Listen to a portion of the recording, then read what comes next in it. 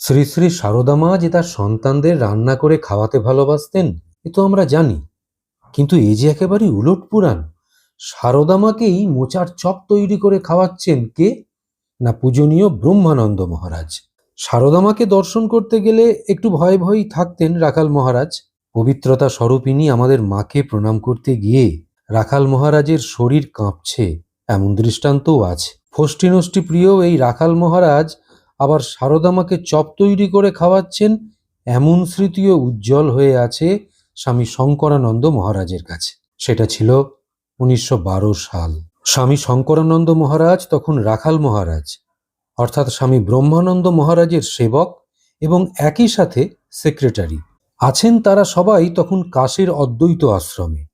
শ্রী শ্রী মাও তখন ওই আশ্রমেই অধিষ্ঠান করছেন।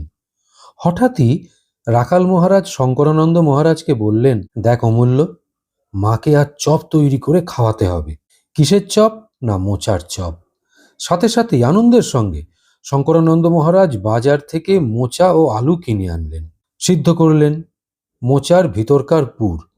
শঙ্করানন্দ মহারাজ বলছেন, আলু সিদ্ধ করে ছাড়িয়ে মাখছি, দেখলাম থসথসে নরম, আর একটা জিনিস দিয়ে সেটাকে শক্ত করে নিলাম।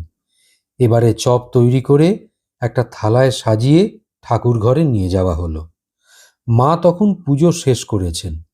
অন্যান্য ভোগের সঙ্গে ওই চপও মা ঠাকুরকে নিবেদন করলেন।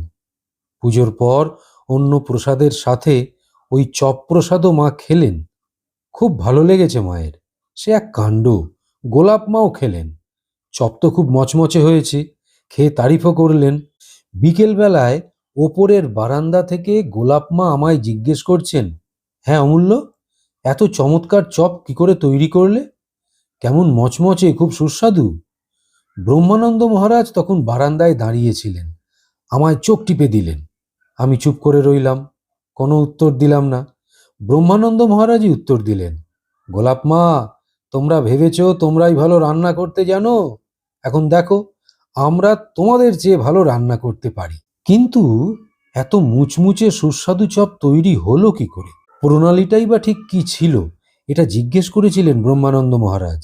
শঙ্করানন্দ মহারাজ তখন জানিয়েছিলেন, যখন আলু চটকাতেই নরম চটচটে হয়ে গেল, তখন সুজি ভেজে ওর সঙ্গে মিশিয়ে দিলাম।